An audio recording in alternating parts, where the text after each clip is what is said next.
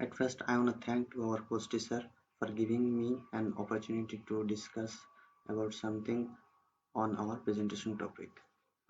সকলকে শুভেচ্ছা জানিয়ে আমি আমার প্রেজেন্টেশন শুরু করছি। আমাদের গ্রুপের নাম group number 7। Here is our group profile. এখানে আমাদের গ্রুপের মেম্বারদের নাম এবং রোল নাম্বারগুলো দেওয়া আছে। টপিক অফ আওয়ার ডিসকাশন, আমাদের যে টপিক মানে প্রেজেন্টেশনের যে টপিক তার উপরে আমরা যা আলোচনা করব, যেসব সাব পয়েন্টগুলো আলোচনা করব সেগুলো এখানে দেওয়া আছে। Introduction. The Vested Property Act is a controversial law in Bangladesh that allows the government to confiscate property from individuals it deems as an enemy of the state.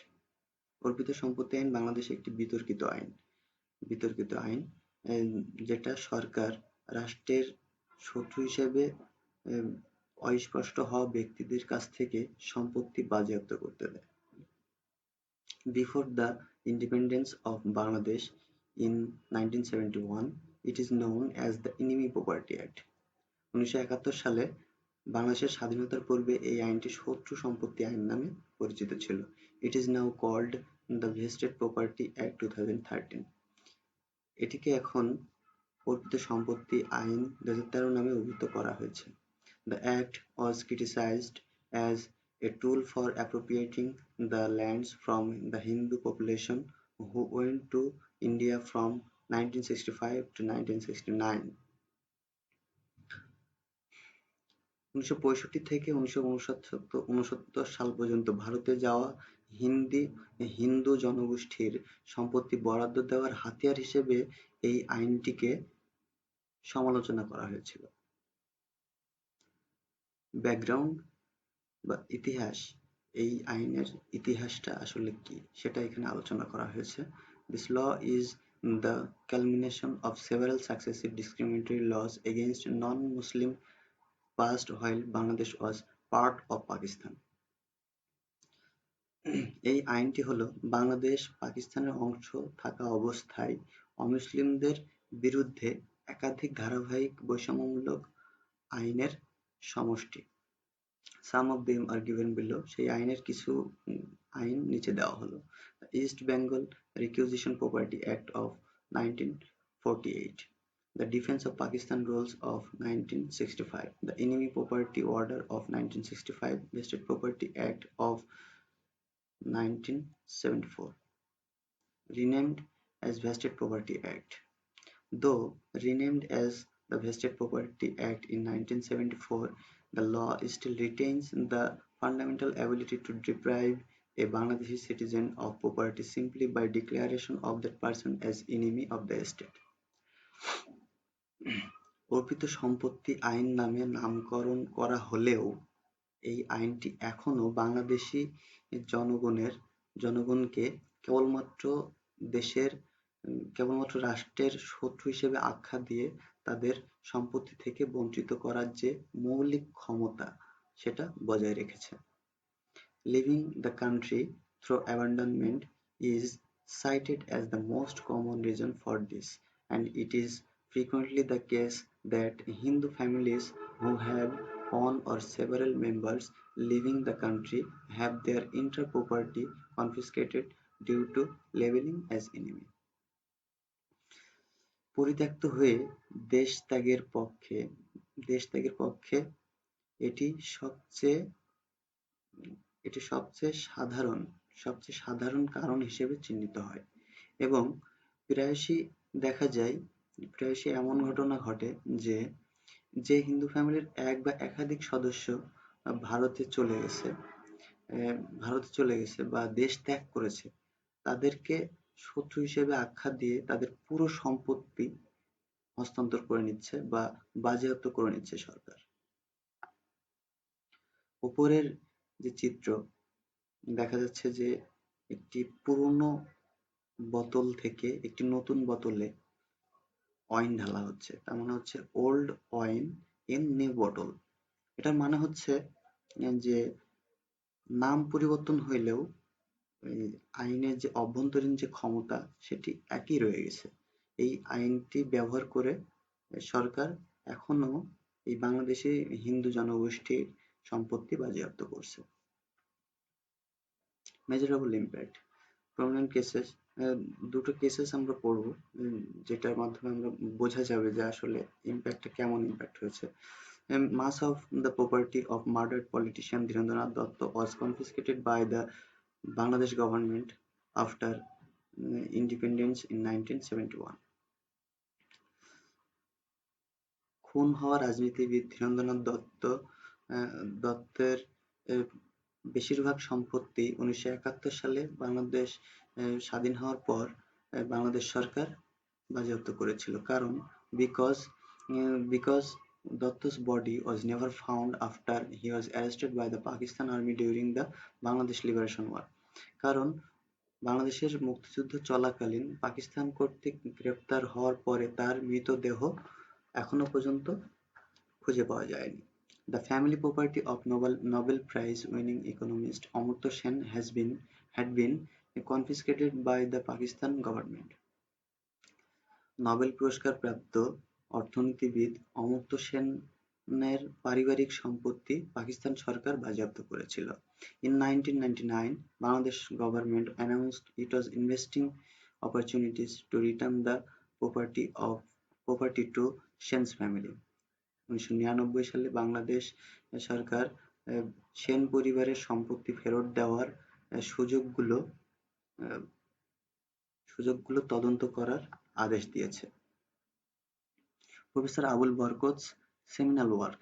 A seminal work was published in 1997 by Professor Abul Barkot of Dhaka University. Inquiry into causes and consequences of deprivation of Hindu minorities in Bangladesh through the Vested Property Act. 1997 সালে ঢাকা বিশ্ববিদ্যালয়ের অধ্যাপক আবুল বরকত অর্পিত সম্পত্তি আইনের মাধ্যমে বাংলাদেশের সংখ্যালঘু হিন্দু জনগোষ্ঠীর বঞ্চনার কারণ এবং ফলাফল অনুসন্ধান নামে একটি যৌথ রচনা প্রকাশ করেছিল। His survey showed that the political affiliation of direct beneficiaries of appropriation property was. তার এই সমীক্ষা দেখিয়েছিল যে প্রত্যক্ষ সুবিধাভোগীরা রাজনৈতিকভাবে সংযুক্ত ছিল। বাংলাদেশ আওয়ামী লীগ 44.2%, বাংলাদেশ ন্যাশনাল পার্টি 31.7%, জাতীয় পার্টি 5.8%, জামায়াতে ইসলাম 4.8%, আদার্স 13.5%। কারণ আমরা দেখতে পাচ্ছি বাংলাদেশ আওয়ামী লীগ যুক্ত ছিল 44.2%, বিএনপি ছিল 31.37%, জাতীয় পার্টি ছিল 5.8%, জামায়াতে ইসলাম ছিল 4.8% এবং আদার্স এরা ছিল 13.5%। নিচের চিত্র দ্বারা আমরা এটা বুঝতে পারছি যে অর্পিত সম্পত্তি আইনের মাধ্যমে হিন্দু সংখ্যালঘুদের জমি সরকার যেভাবে বাজেয়াপ্ত করছে, কিভাবে বাজেয়াপ্ত করছে সেটা আমরা বুঝতে পারছি। Effect on Bangladeshi demographics. The law in its implementation has been seen as a major driver behind the reduction of the Bangladeshi Hindu population, which has declined from an estimated 30% in 1947 to 70% in 1965 to 60% today, representing a loss of around 11 million people.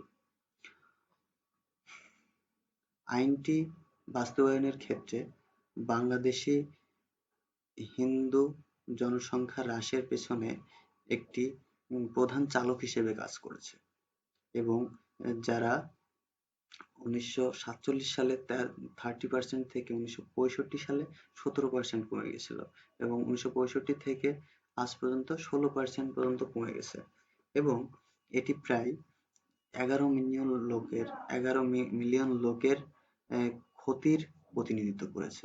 Most of this population left for India, while the more affluent Bangladeshi Hindus living due to the act have moved to USA, Canada, Europe and Australia. এই জনসংখ্যার বেশিরভাগ ভারতে চলে গিয়েছে, যেখানে বেশি প্রভাবশালী হিন্দু জনগোষ্ঠী আহ, এই আইনের কারণে এই আইনের কারণে আহ, আমেরিকা চলে গেছে, কানাডা চলে গেছে, ইউরোপ চলে গেছে, অস্ট্রেলিয়া চলে গেছে। উপরের চিত্রটি দ্বারা আমরা এটা বুঝতে পারছি যে বাংলাদেশে দিনের পর দিন হিন্দু জনসংখ্যা কমেই চলেছে। Because of this law, the Vested Property Act, repeal of the act. During Bangladesh's first 3 decades of independence, many politicians made empty promise to repeal the act. বাংলাদেশের বাংলাদেশের স্বাধীনতার প্রথম 3 দশকে অনেক রাজনীতিবিদ ফাঁকা প্রতিশ্রুতি করেছে এই আইনটি বাতিল করার। The first government of Sheikh Mujibur Rahman, who repealed um, who the first government of Sheikh Mujibur Rahman vowed to repeal any laws that contradicted the values of the newly liberated country. তার মানে হচ্ছে যে বাংলাদেশের শেখ মুজিবুর রহমানের প্রথম সরকার নব স্বাধীন হওয়া দেশের মূল্যবোধের বিরোধী যেকোনো আইন বাতিলের ঘোষণা দিয়েছে। In 2008, Human Rights Congress for Bangladesh minorities filed a writ before Bangladesh Supreme Court under Article 102 of the Constitution. 2008 সালে বাংলাদেশের সংখ্যালঘু মানবাধিকার কংগ্রেস সংবিধানের 102 অনুচ্ছেদে বাংলাদেশ সুপ্রিম কোর্টে একটি রিট দাখিল করে এই আইনটি বাতিলের জন্য। সবাইকে ধন্যবাদ জানিয়ে আমি আমার প্রেজেন্টেশন শেষ করছি। ধন্যবাদ সবাইকে।